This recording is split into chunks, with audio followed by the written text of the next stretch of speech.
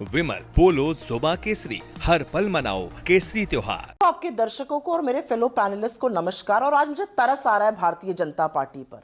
जो झूठ का पुलिंदा नरेंद्र मोदी सदन में पढ़ रहे थे, उसी झूठ को आगे इनके प्रवक्ता टीवी पर बता रहे हैं।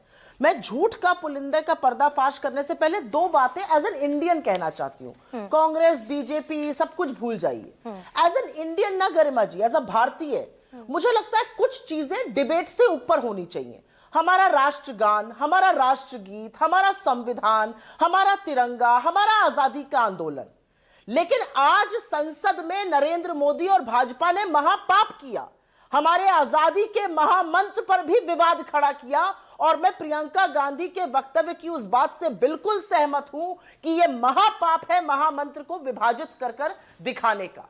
कुछ चीजें सैक्रोसैंक्ट होती हैं, उस पर बहस नहीं होनी चाहिए थी। 150 साल बाद दो रीजन से बहस हुई। बंगाल का चुनाव आने वाला है, मोदी जी को पैतरे अजमाने हैं। और दूसरी इसलिए बहस हुई क्योंकि बिना नेहरू को गाली दिए तो इनके पेट का पानी नहीं पचता है। अब मैं बताती हूं, नरेंद्र मोदी आज 7 बार नेहरू जी को याद कर रहे थे, अपने पिछले भाषण में 15 बार, उसके पहले वाले भाषण में 22 बार याद कर चुके। मैं कुछ तथ्य यहां पे रखना चाहती हूं। आपने काफी सारे तथ्य बताए, दो फिल इन द ब्लैंक्स है क्योंकि इन्होंने झूठ बोला और नरेंद्र मोदी ने सदन में झूठ बोला, तो वो बताना जरूरी है। यह सच है कि 1875 में महाकवि बंकिम चंद्र चट्टोपाध्याय जी ने रचना करी वंदे मातरम की। उन्होंने पहले 2 अंतरे ही लिखे थे। 7 साल बाद 82 में उनकी जो 75 में 2 अंतरे लिखे थे, 82 में 7 साल बाद उनकी जो आनंद मठ किताब आई उसमें उन्होंने 4 और अंतरे ऐड किए थे।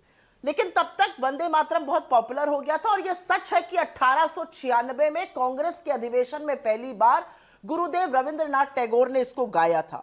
यह भी सच है कि 1905 में बंगाल में जो विभाजन के खिलाफ जो आंदोलन खड़ा हुआ और जो स्वदेशी मूवमेंट था, उसका मूल मंत्र वंदे मातरम बन गया था। लेकिन अब जो सच मैं बता रही हूं वो आपके दर्शक जरूर सुने। आपसे 30 सेकंड की मोहलत चाहती हूं, अगर आप बिना टोके इसको बोलने देंगी। प्रधानमंत्री ने सदन में 20 अक्टूबर 1937 के एक पत्र का जिक्र किया पंडित नेहरू का, और उसकी भी एक लाइन पढ़ी।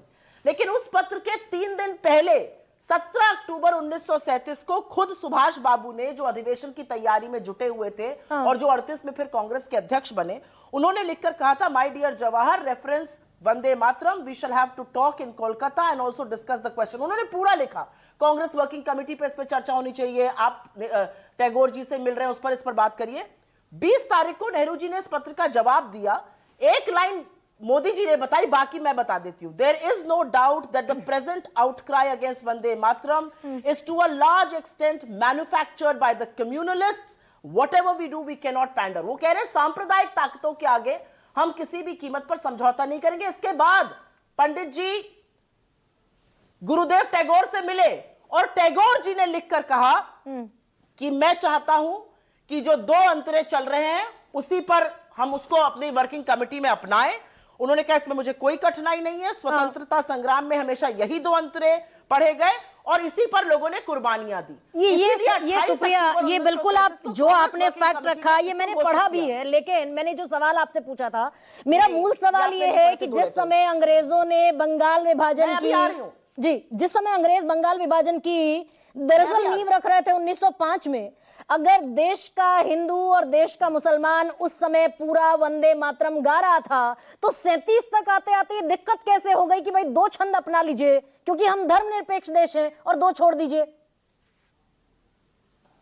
मैं बताती हूं, ओरिजिनल वंदे मातरम 2 छंद ही लिखे गए थे, उसी को सब लोग गाते थे, उसी को आजादी के दीवाने भी गाते थे, वही गलियों तक गूंज रहा था और लोग बंगाल में सड़कों पर उतरे थे उन 2 छंदों को लेकर। ये यहां पर बताना जरूरी है। लेकिन आपकी बात बिल्कुल सही है, 1937 में देश में सांप्रदायिक ताकतों का वजूद बढ़ने लगा था। 1937 तक सावरकर और जिन्ना ने 2 नेशन थ्योरी पर चर्चा शुरू कर दी थी। और मुस्लिम लीग की जहां तक बात है, मैं यहां पर 2 टूक एक बात पूछना चाहती हूं।